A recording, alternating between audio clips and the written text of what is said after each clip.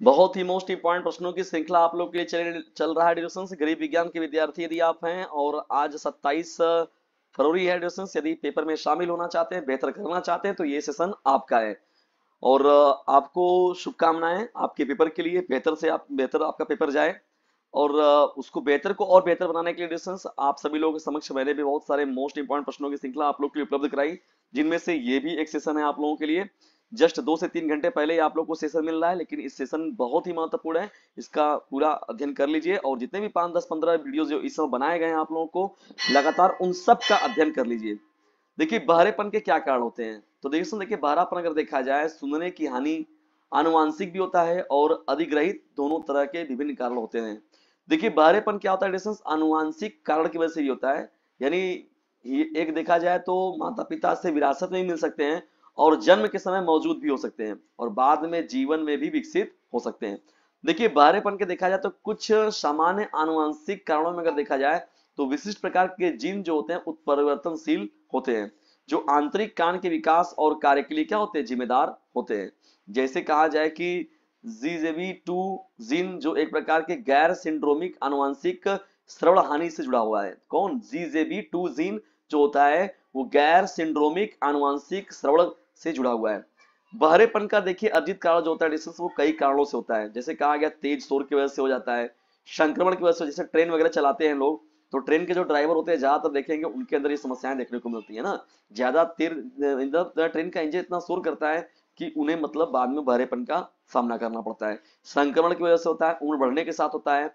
कुछ चिकित्सीय स्थितियां भी इसमें शामिल हैं, मशीनरी हो गई, संगीतिक कार्यक्रम हो गए, आग्नेयास्त्रों जैसे तेज आवाजों के लंबे समय तक संपर्क में रहने से भी देवस्व क्या होता है, आंतरिक कान में नाजुक बाल कोशिकाओं को भी नुकसान हो सकता है, जिससे सुनने की क्षमता कम हो जाती है डिस्टेंस। और हम लोग कहते हैं कि भैया फलाने को जो है सुनाई नहीं दे रहा है, या उनका नाम कहा गया कि वो बहरे हो गए।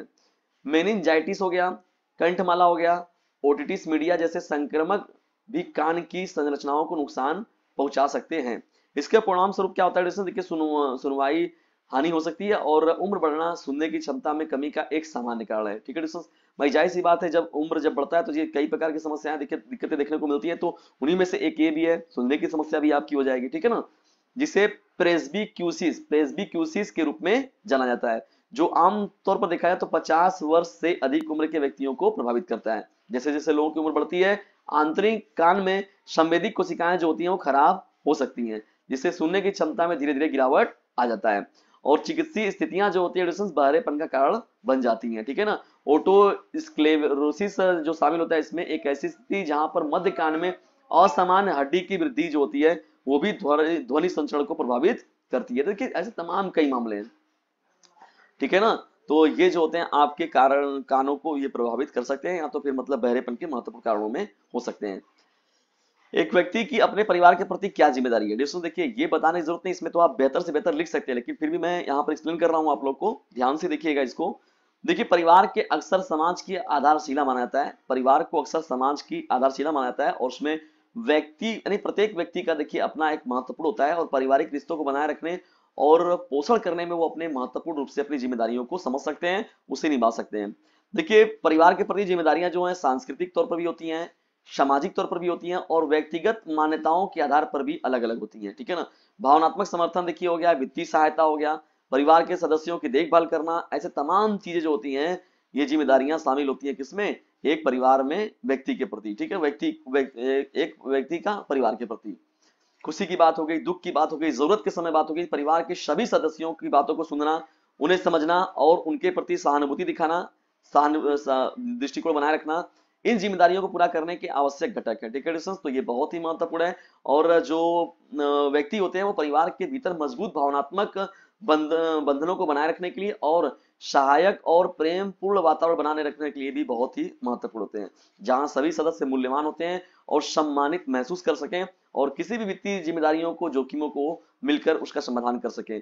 और देखिए परिवार के सदस्यों की भोजन की बात हो गई, उनके आश्रय की बात हो गई, उनके शिक्षा की बात हो गई, उनके स्वास्थ्य देखभाल की बात हो गई, जितने भी बुनियादी जरूरतें हैं उनको उस व्यक्ति के ऊपर ही ये सभी चीजें देखनी होती है ना। भोजन की बात हो जाए, चाहे आश्रय की बात हो जाए, चाहे शिक्षा की बात हो जाए, चाहे स्वास्थ्य की बात हो जाए, तो इन सभी चीजों के लिए जिम्मेदार रूप से जो व्यक्ति होते हैं उन्हें हम लोग क्या कहते हैं, व्यक्ति कहते हैं ना। परिवार के जो सदस्य हैं, परिवार के जो मुखिया हो गए, परिवार के जो व्यक्ति हो गए। ठीक है, इसके अतिरिक्त देखिए परिवार के सदस्यों का देखिए शारीरिक और मानसिक भलाई करने का भी ख्याल उनके ऊपर ही होता है। सुरक्षा, स्वास्थ्य, जीवन की समग्र गुणवत्ता का जो है काम निर्धारित जो होता है उन्हीं के जिम्मे होता है। खुले संचार का, खुले विचारों का माहौल रखने का उन लोगों को माहौल बनाना चाहिए। स्वस्थ आदतों को प्रोत्साहित करना चाहिए। कुल मिलाकर देखा जाए तो अपने परिवार के प्रति एक व्यक्ति का जिम्मेदार एक सहायक के रूप में, एक प्रेमपूर्ण और पोषणपूर्ण वातावरण के रूप में होना चाहिए। ठीक है, देखिए सब जिससे परिवार के सभी सदस्य जो हैं पनप सकें और अपने जीवन में, अपने जीवन का सही दृष्टिकोण उन्हें पता चले और अपने जीवन में वो विकास कर सके और ताकत और लचीलेपन में योगदान करते हैं। ठीक है, तो ये स्थायी संबंध जो होते हैं बहुत ही दूरगामी परिणाम लेकर आते हैं।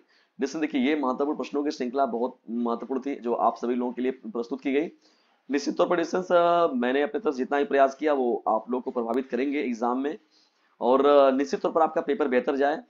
ईश्वर अल्लाह परमात्मा से जो है विनम्र निवेदन है और शुभकामनाएं आप सभी लोगों को। आप लोग जाइए अपना बेहतर तरीके से पेपर देकर आइए डिस्टेंस, और जो भी रहेगा जैसे भी रहेगा पेपर देखिए डिस्क्रिप्शन बॉक्स में मैंने नंबर दे रखा है 950 690 285 7। ध्यान सुनिए 950 690 285 7 नाम के नंबर पर व्हाट्सएप मैसेज करके डिस्टेंस जो है डॉक्यूमेंट या पीडीएफ से पेपर भेज सकते हैं।